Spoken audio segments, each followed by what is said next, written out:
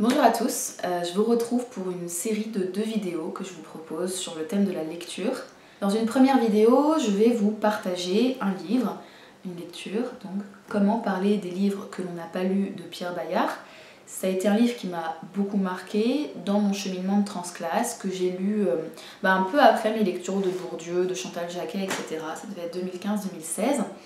Et c'est un livre qui traite de la lecture à travers différents angles, différentes disciplines. Ça croise la critique littéraire, la réflexion sociale, la psychologie / psychanalyse.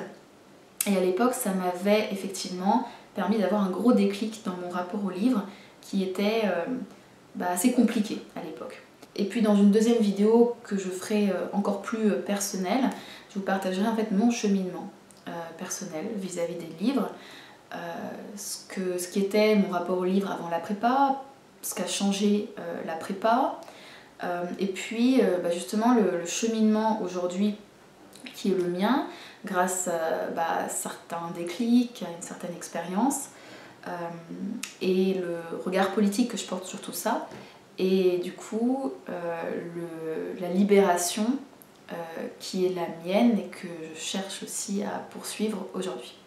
Ces 2 vidéos sont l'occasion, donc politiquement, d'interroger les injonctions sociales à lire, à se cultiver de manière plus générale, mais à lire, parce qu'il y a vraiment un aura sacrée autour des livres, à lire certaines choses, à lire d'une certaine manière, et j'espère pouvoir du coup intéresser les lecteurs, mais aussi les non-lecteurs.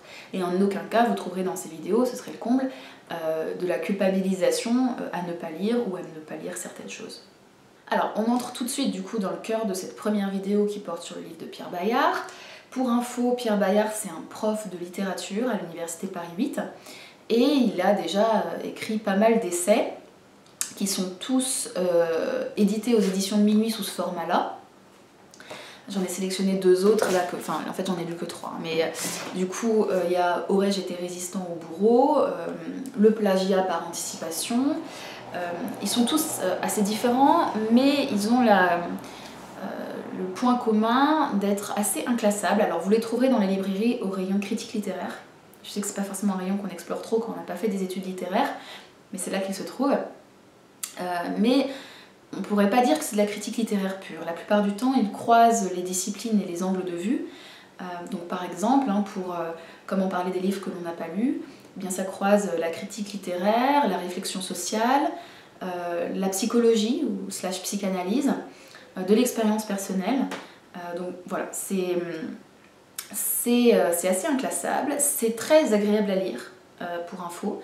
En fait, voilà, ces essais sont toujours un peu sous le même format, c'est environ 150 pages, 162 ici pour Comment parler des livres que l'on n'a pas lus. Il a une plume très fluide et il organise toujours extrêmement bien ses essais avec des plans qui pourraient être comparés à des plans de grosses dissertations avec 3 parties, 4 sous-parties. Voilà, c'est très organisé, très clair, il nous prend par la main et ça se lit très bien. Alors moi j'ai entendu parler de ce livre dès mon arrivée en prépa en 2010, il faut savoir qu'il est sorti en 2007 et que, notamment dû à son titre, tout simplement, le titre un peu provocateur, il avait fait parler de lui. Et tout le paradoxe de ce bouquin, c'est que, voilà, il est très connu des sphères universitaires littéraires, mais il n'est pas forcément lu. Et autour de moi, par exemple mes amis qui ont fait des études littéraires, peu d'entre eux l'ont lu. Et on s'en fait souvent une fausse idée, c'est-à-dire qu'on pense que voilà, c'est un essai un peu provocateur et cynique qui donne des conseils pour parler avec hypocrisie des bouquins qu'on n'a pas lus et s'en sortir dans les sphères mondaines. Alors c'est pas tout à fait ça, c'est plutôt...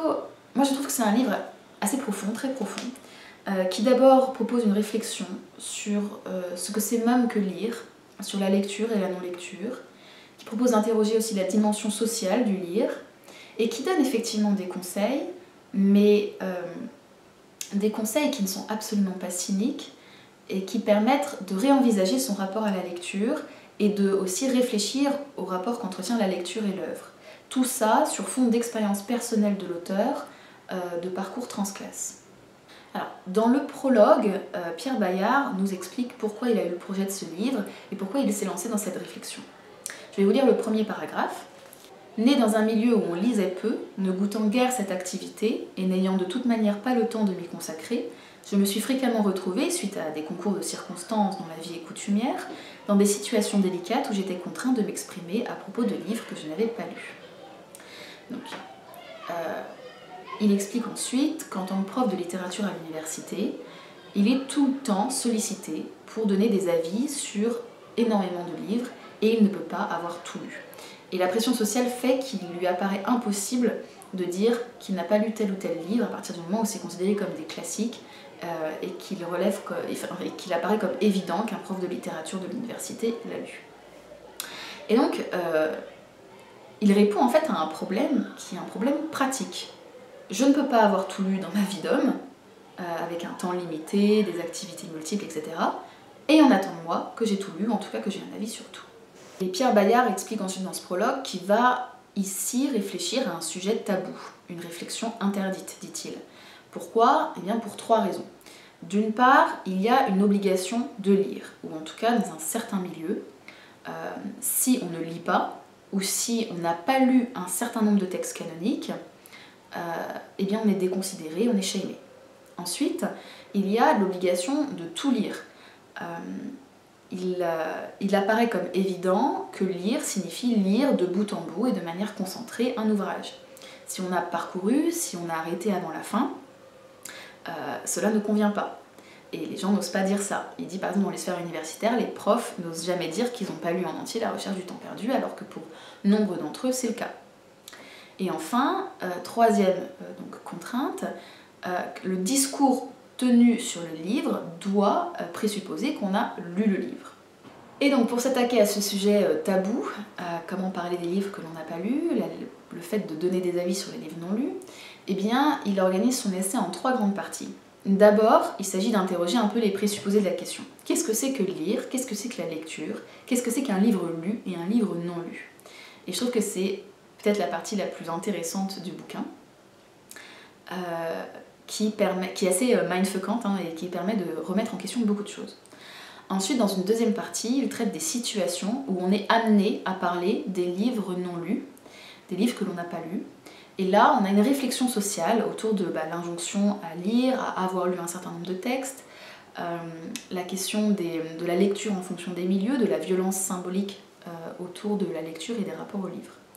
Et puis dans une troisième partie, il donne en fait des conseils concrets relatifs à la lecture et partage une réflexion autour d'une lecture créatrice et ce sont des réflexions là qui relèvent plus de la critique littéraire. Alors, on entre dans la première partie de ce livre qui donc interroge le concept même de lecture, de livre lu, de livre non lu. En fait, tout l'objet de cette partie est de montrer qu'on ne peut pas juste dire d'un livre « je l'ai lu » ou « je ne l'ai pas lu » et que c'est beaucoup plus compliqué que ça. Et donc déjà, pour vous donner des exemples, il y a l'exemple du livre, effectivement, qu'on nous présente et qu'on n'a jamais vu, qui nous est parfaitement inconnu, qu'on n'a jamais lu et dont on ne connaît rien. Je ne connais pas l'auteur, je ne connais pas le titre, j'en ai jamais entendu parler. Ok, ça c'est une situation relativement simple. Mais il y en a plein d'autres qui sont beaucoup plus complexes. Il y a le livre, par exemple, qu'on n'a pas lu, mais qui ne nous est pas inconnu. Par exemple, on connaît l'auteur, on a lu d'autres livres de cet auteur, on a entendu parler de ce livre lors d'une conférence, en long, en large et en travers, ou lors d'un dîner où quelqu'un en parlait.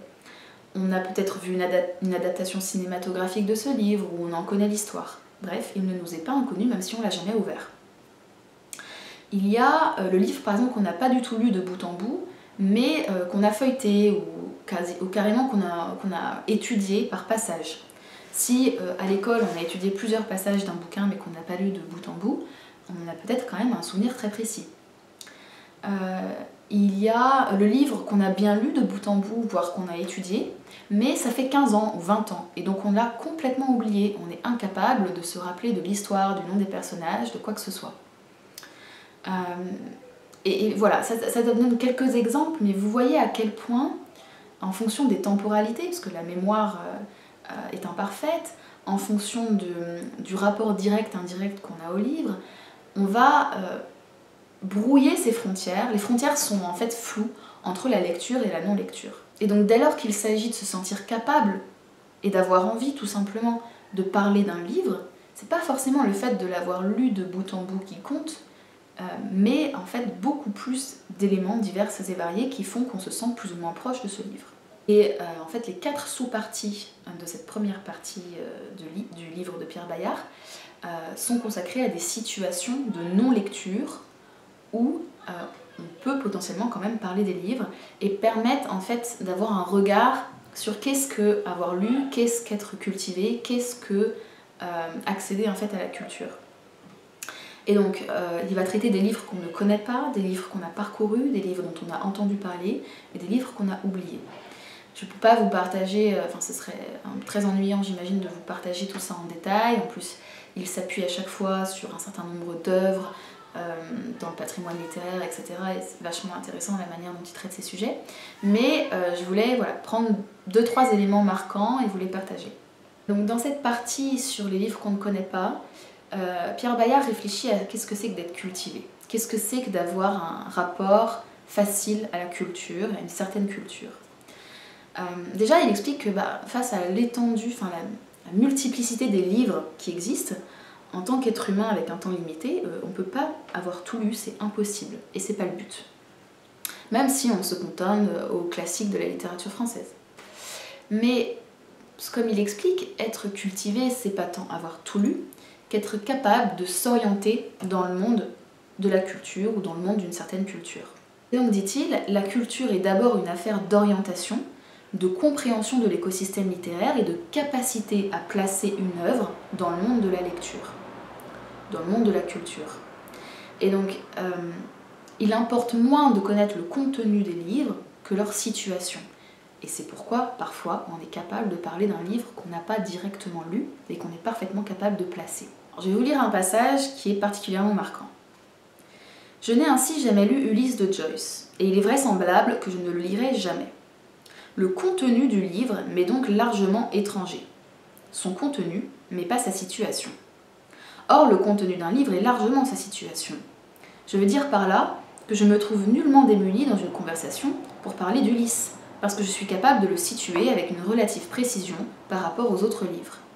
Je sais ainsi qu'il est une reprise de l'Odyssée, qu'il se rattache au courant du flux de conscience, que son action se déroule à Dublin en une journée, etc. Et de fait, il m'arrive fréquemment pendant mes cours de faire sans sourciller référence à Joyce. Une autre réflexion que je voulais vous partager dans cette partie, c'est la notion de livre-écran, qui se construit de la même manière que souvenir-écran en psychanalyse. En fait, l'idée, c'est que là, Pierre Bayard montre que, en lisant trop un livre, on l'altère, on le modifie. Ce qui n'est pas grave en soi, mais ce qu'il faut avoir en tête lorsqu'il s'agit ensuite de parler de légitimité à parler des livres lus et non lus. Il évoque notamment le fait que Paul Valéry, quand il faisait des critiques de livres, il essayait justement de pas trop les lire. Bon, en fait, qu'est-ce qu'il veut dire par là? C'est qu'en lisant un livre, en discourant sur un livre, en écoutant des discours sur les livres, eh bien, on le modifie parce qu'il y a des projections qui se font sur ce livre, ce qui est tout à fait normal. Et nous-mêmes, lorsqu'on lit un livre, on y met de l'expérience personnelle, des émotions personnelles, des réflexions qui nous arrivent, et donc entre les lignes, on modifie le livre. Je vais vous lire juste un tout petit passage. Pour se convaincre que tout livre dont nous parlons est un livre-écran, et un élément de substitution dans cette chaîne interminable qu'est la série de tous les livres, il suffit de faire l'expérience simple, consistant à confronter les souvenirs d'un livre aimé, de notre enfance, avec le livre réel, pour saisir à quel point notre mémoire des livres, et surtout de ceux qui ont compté, au point de devenir des parties de nous-mêmes, est sans cesse réorganisée par notre situation présente et ses enjeux inconscients. Par exemple, moi, en vous parlant de ce livre aujourd'hui en vidéo, en sélectionnant un certain nombre de passages, en y mettant de mon expérience personnelle, en le racontant d'une certaine manière, je le modifie. Et enfin, troisième réflexion, la question de l'oubli des livres. Et là, Pierre Bayard s'appuie sur des écrits de Montaigne, où Montaigne explique qu'il est trop en galère parce qu'il se rend compte qu'il lit beaucoup, mais qu'au fur et à mesure, eh bien, il vit une sorte d'expérience d'éclipse de soi, dit-il, qui donne l'impression d'effacer toute limite entre lecture et non-lecture, parce que, avec l'oubli, un livre qu'il a lu il y a quelques années devient un livre non lu dans le présent.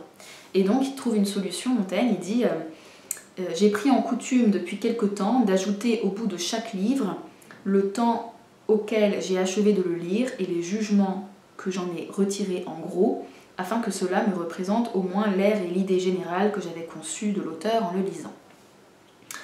Et c'est vrai que là, on pourrait parler d'une forme de délecture à partir du moment où on a oublié un livre lu.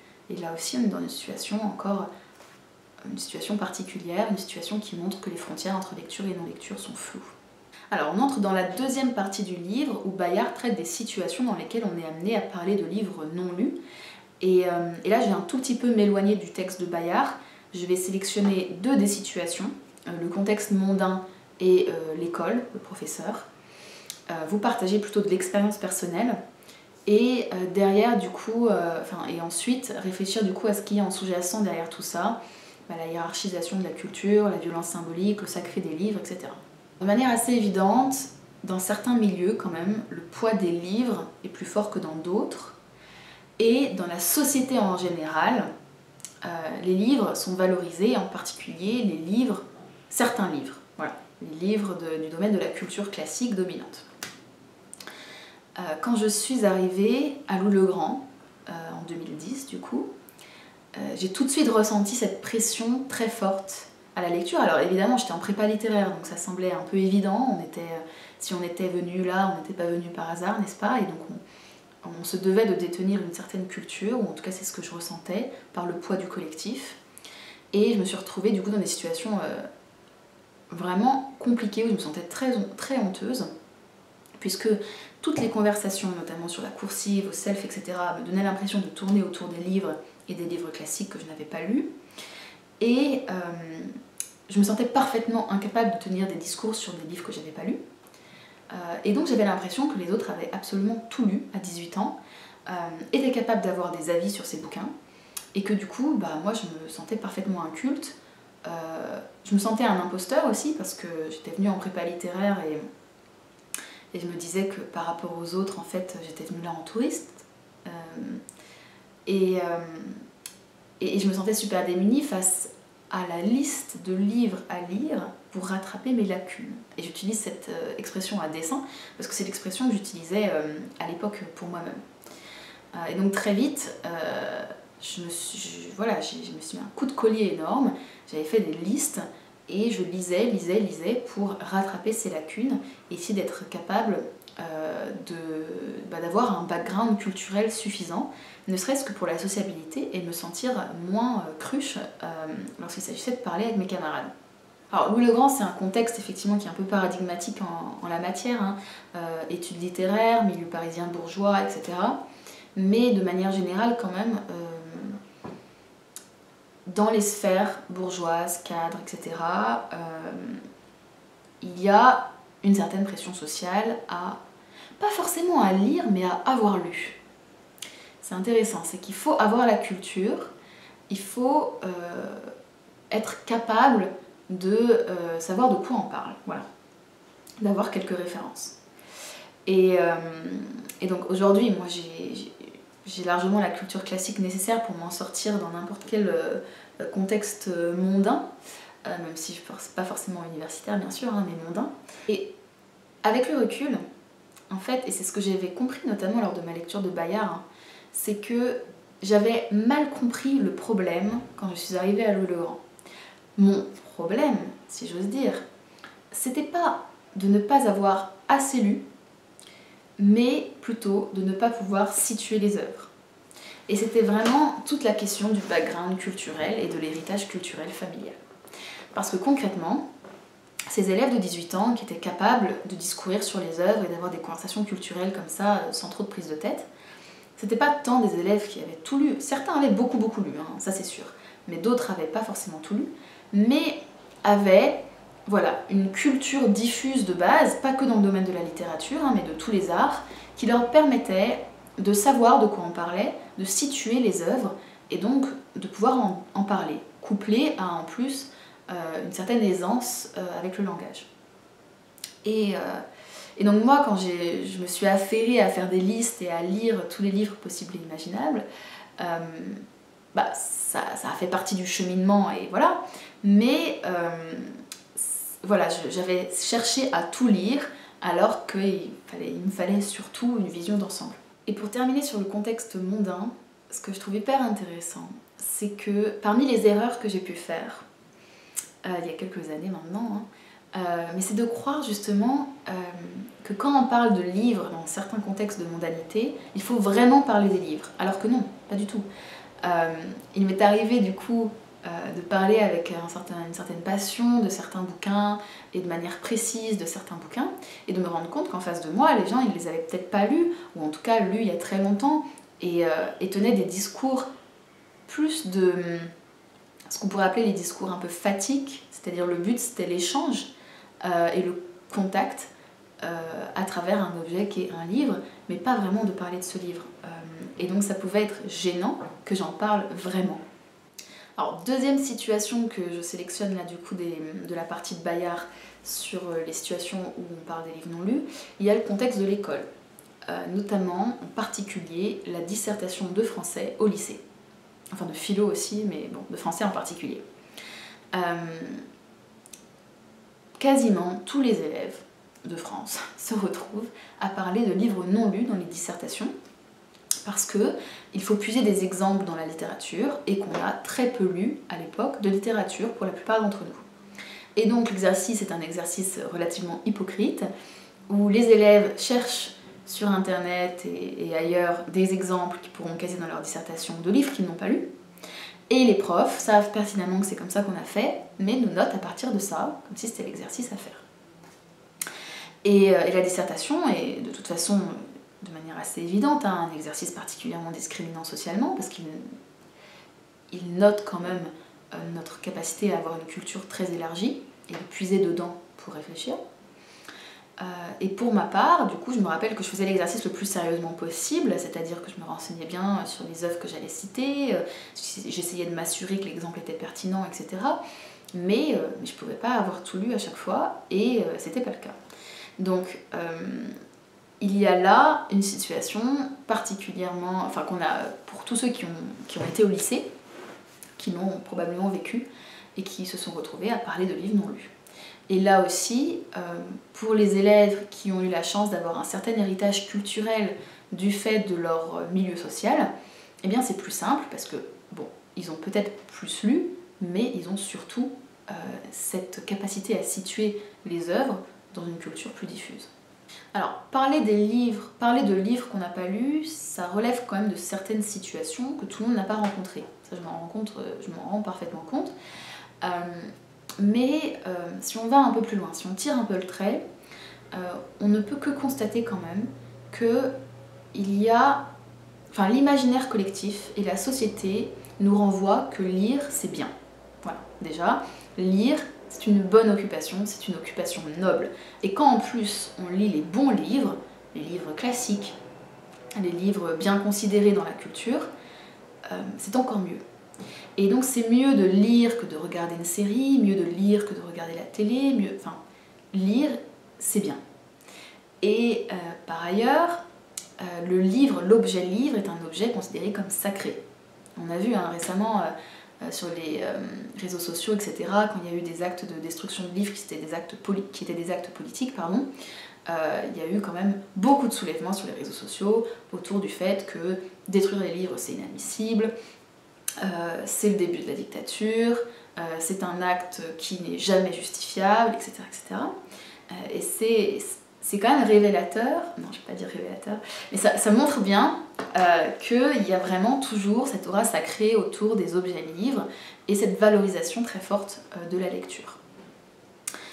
Et c'est tout à fait questionnable, évidemment. C'est tout à fait questionnable, d'une part parce que derrière il y a une hiérarchisation de culture certaine, notamment du fait que cette liste canonique des classiques peut largement être interrogée et véhiculée par les institutions, l'école, la classe dominante. On peut questionner aussi, déjà on peut questionner le fait de juger d'une occupation ou d'une autre, chacun fait bien ce qu'il veut, mais je ne vois pas pourquoi il serait plus noble de lire tel ou tel livre que de se renseigner à travers les réseaux sociaux sur un certain nombre de sujets, ou d'apprendre ou de faire des réflexions sur le relationnel humain ou sur le monde à travers une série super bien foutue. Bref, c'est une vraie question à se poser que cette valorisation extrême de la lecture et des livres. Et derrière, bien sûr, ça pose la question de la violence symbolique, parce que tout le monde ne peut pas accéder aussi facilement que d'autres à la lecture et à la lecture de certaines œuvres, dans la mesure où, toujours pareil, hein, mais quand on a un certain background, quand on a eu un certain héritage culturel diffus via son milieu social d'origine, ça va être plus ou moins facile pour nous. Et donc on en arrive à la dernière partie donc, de ce livre, où Pierre Bayard donne des conseils pour aborder la lecture de manière beaucoup plus libérée. Et donc là aussi, je vais vous sélectionner quelques enseignements, quelques conseils particuliers qu'il donne. Alors tout d'abord, il rappelle qu'il ne faut pas avoir honte de ne pas avoir lu un livre, pour plusieurs raisons. D'une part parce qu'on ne peut pas avoir tout lu, d'autre part parce qu'on est forcément assez déterminé par son milieu, parce que les frontières entre lecture et non-lecture sont très floues, comme on l'a vu dans la première partie, donc de toute façon c'est pas si simple. Et donc on est légitime à se dégager de ces interdits, et il faut se sentir parfaitement légitime à parler d'un livre non lu. On n'est pas un imposteur, et on fait bien ce qu'on veut avec la culture. Je vais vous lire un passage, page 119. « Ainsi conviendrait-il, pour parvenir à parler sans honte des livres non lus, de nous délivrer de l'image oppressante d'une culture sans faille, transmise et imposée par la famille et les institutions scolaires, image avec laquelle nous essayons en vain toute notre vie de venir coïncider. Car la vérité destinée aux autres importe moins que la vérité de soi, accessible seulement à celui qui se libère de l'exigence contraignante de paraître cultivé, qui nous tyrannise intérieurement et nous empêche d'être nous-mêmes. » Donc première chose, n'ayons pas honte. On fait ce qu'on veut, on fait ce qu'on peut. Deuxième chose, Pierre Bayard explique que cette non-lecture, ou en tout cas cette lecture parfois imparfaite, oubliée, parcellaire, permet d'accéder à une œuvre qui est enrichie. Et c'est un acte du coup créateur. Parce que, en se basant aussi sur les discours sur l'œuvre, parce que c'est souvent pour ça que, grâce à ça qu'on peut parler des œuvres non lues, c'est parce qu'on a entendu des discours, qu'on a lu des discours, et bien ces discours enrichissent l'œuvre d'un certain nombre de projections, d'une époque, d'une société. Par ailleurs, on y a nous-mêmes mis des choses, donc il y a des résonances de soi dans cette non-lecture ou cette semi-lecture qu'on va pouvoir explorer en parlant d'un livre duquel on se détache un petit peu. Et donc parler des livres non lus, donc qui ne sont pas inconnus, mais avec lesquels on a une certaine distance avec le texte, c'est une activité de création, dit Pierre Bayard. Ça mobilise des capacités, écouter les virtualités de l'œuvre, écouter le contexte où elle vient s'inscrire, prêter attention aux autres et à leurs réactions, conduire une narration prenante, etc. etc. Et donc il y a une rencontre entre lecture et création, je le cite. Cette création marque un pas de plus dans la conquête de soi et dans la libération du poids de la culture, laquelle est souvent, pour ceux qui n'ont pas été formés à la maîtriser, empêchement à être et donc à donner vie à des œuvres. Il faut oser tordre les livres, parler des livres, se servir des livres, ne pas forcément être parfaitement scolaire vis-à-vis du texte.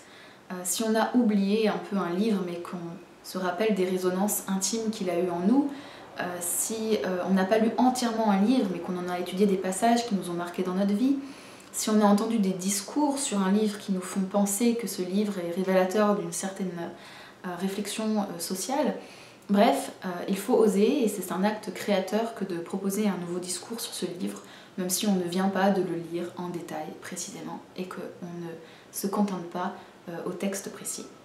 Pour conclure sur mon expérience de lecture de l'époque et toujours ce que je pense que ce livre peut apporter. Pour ma part, j'ai noté quelques points. D'abord, à l'époque, ça m'a fait prendre conscience que je pouvais largement remettre en question le sacré du livre et de la lecture. Première chose.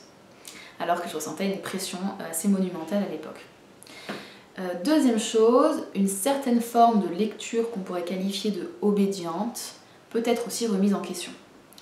J'ai droit de penser à autre chose parfois en lisant un livre et du coup d'intercaler des réflexions personnelles. J'ai droit de ne pas le finir et c'est pas grave, ça veut pas dire que... Ça veut peut-être dire que je l'ai pas lu en entier, mais ça veut pas dire qu'il peut pas m'apporter quelque chose, que je peux pas en discuter avec des amis, etc. Bref, je peux le lire comme je le souhaite, dans l'ordre, dans le désordre, comme je le sens. Par ailleurs, troisième point, les gens qui m'impressionnaient quelques années auparavant, je me rends compte à ce moment-là, même s'ils m'impressionnent toujours quand je lis ce livre en 2015, que c'est pas tant qu'ils avaient tout lu, mais qu'ils avaient cette capacité à situer les livres dans une certaine culture. Et ça me donne des pistes aussi pour moi-même. À l'époque, c'est ce que je voulais me cultiver, me sentir plus à l'aise dans une certaine société. Et donc, ça m'a permis un petit peu de modifier, on va dire, mon plan de culture. Vous voyez ce que je veux dire? L'idée n'était plus forcément de cocher plein de cases, mais d'essayer d'atteindre une vue d'ensemble. Ensuite, ça m'avait apporté cette réflexion autour des frontières entre la lecture et la non-lecture et ce qu'apporte la lecture à une œuvre, même si j'avais déjà vu ça en prépa à travers la critique littéraire que j'avais lue, mais j'avais trouvé les réflexions autour de lecture et non-lecture assez passionnantes.